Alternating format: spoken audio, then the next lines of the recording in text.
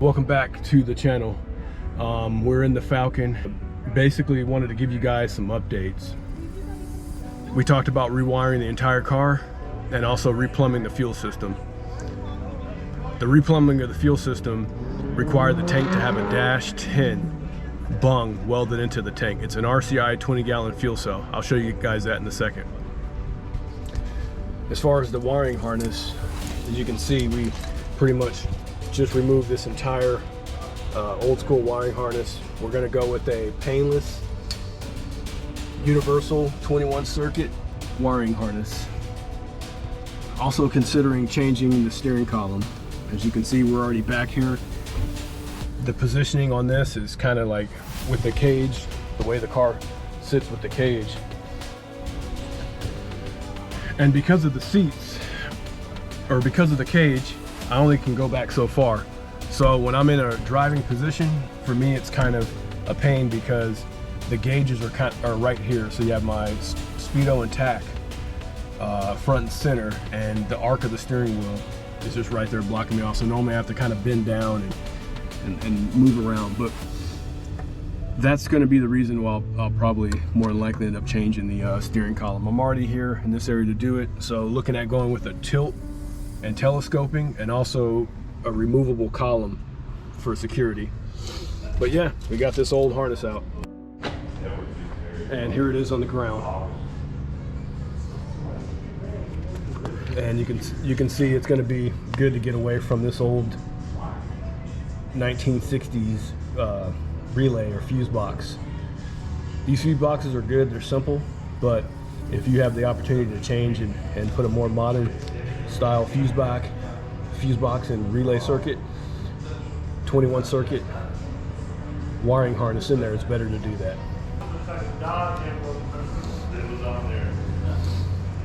Here's the motor.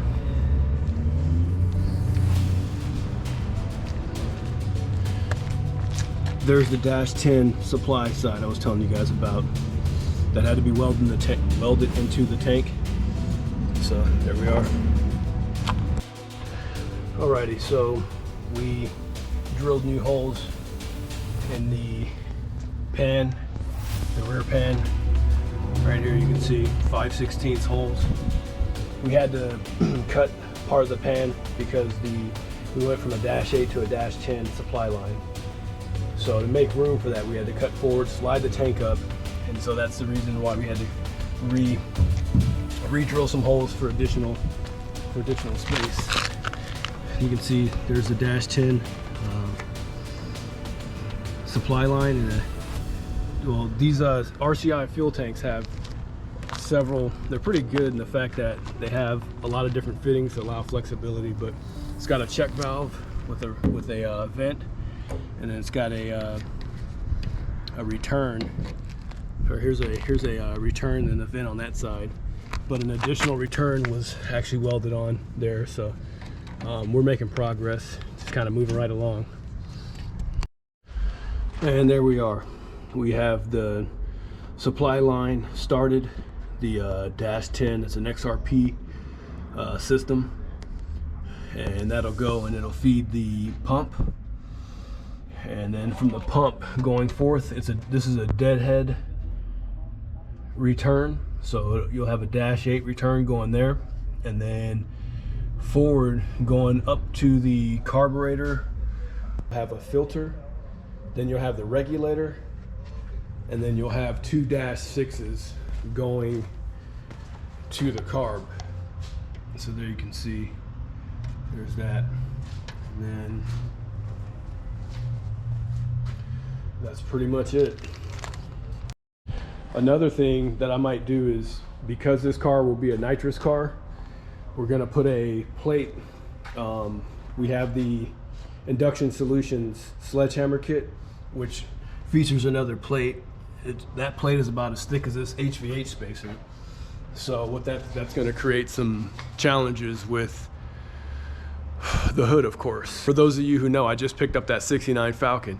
That hood might be canned off of that car, and we might use some of that to make this particular hood work. So just keep in mind that we'll be potentially using some parts off of that car, to include the dash pad.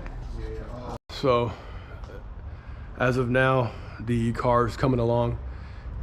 Just have to get after some of the electrical and the plumbing. I know you guys have been asking about how's the progress coming along. Can't wait to get this thing together just as much. And there it sits. Fenders have been re-rolled, so hopefully this time we're not having to worry about those tires rubbing.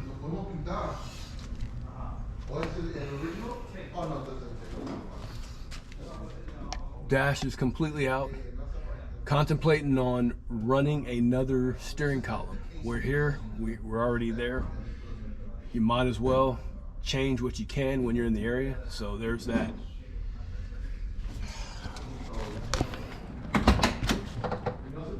And there's the gauges down on the floor.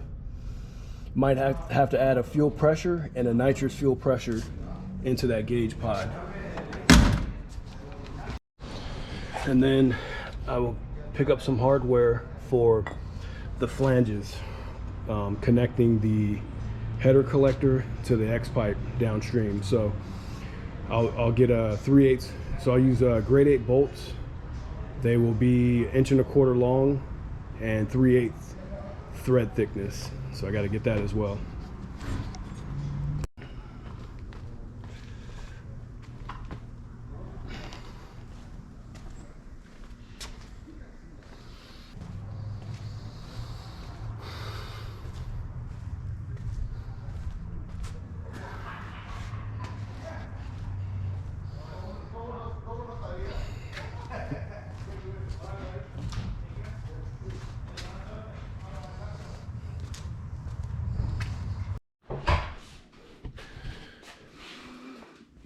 And we are back, adding another twist to the '69 Falcon. I know a lot of us need parts. Thanks for the feedback, by the way.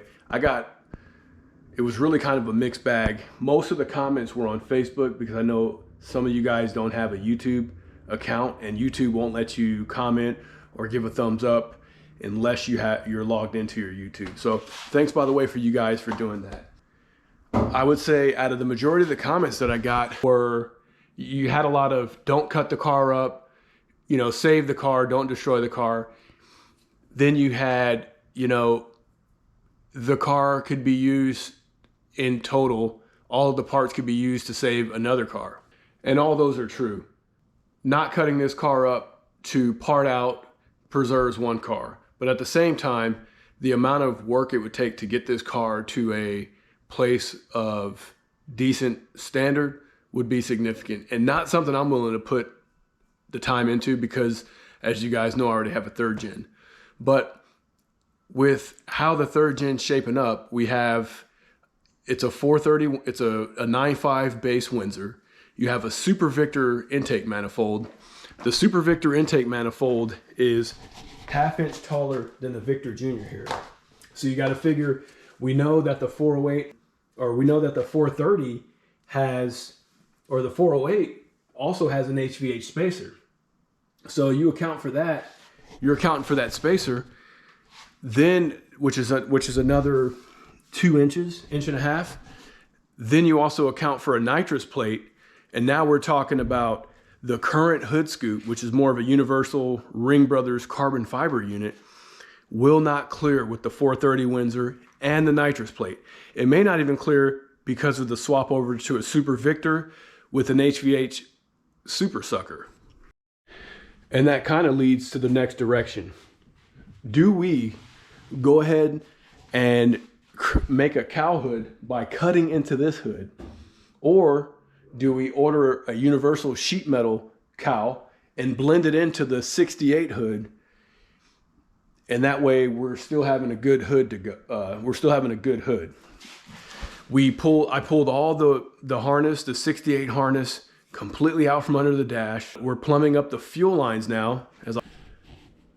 So we're gonna get the new harness installed, plumb the new fuel lines, and while I have the dash out, really looking at probably changing up the steering column. So I'm already back there. It's one of those things when you're back there, it's just easier to go ahead and do. Of course, I want the tilt and telescoping function with also a locking breakaway steering wheel. So that'll be probably what I'm looking to do. I'm also probably gonna make my way out to Falcon Enterprises in North Highlands, Sacramento area. I'm gonna look to replace these channels here, this felt lining channels on the 68, so that way the window doesn't rattle when going down the highway. If you guys know of a good vendor who supplies felt lining, the channel liner and all that kind of stuff, comment below and let me know, hey, who's a good vendor? Even for my friends out in Australia, if you guys know a place for these two-door cars where they have good weather stripping, good felt lining, and the channels for the windows to roll up and down on, drop that comment below. Let me give you an idea of what we're looking at for the hood scoops.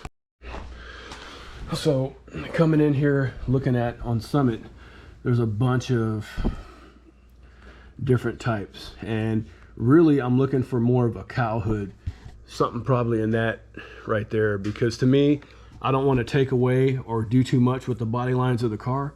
So if I can just either, like I said, potentially sacrifice the 69 hood and blend it in to the 68 while still using the same body lines, then we're all good.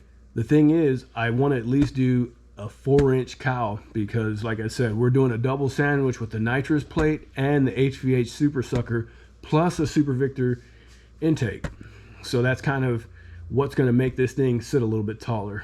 I'm thinking this new motor is probably going to sit, it probably sits about 1 3/4 to 2.5 inches taller than the 408 with the Victor Jr. and the spacer that was on there. So that's where we're at. I'll try and get you guys some more footage of the car around the shop, some of the workarounds, some of the things we're doing in the shop, some of the actual work that I'm doing. A shout out to the shop that's letting me do the work there, that's helping me, a big assist. I really appreciate them. They have a lot of cool cars in that shop, especially for you Ford guys and you Pontiac guys and the GM guys. There's a nice little lineup. We also have a treat for the Mopar guys in there as well. So stay tuned. I plan on putting all my time in this week to rewire and plumb the new fuel system for the 430 Windsor 68 Falcon.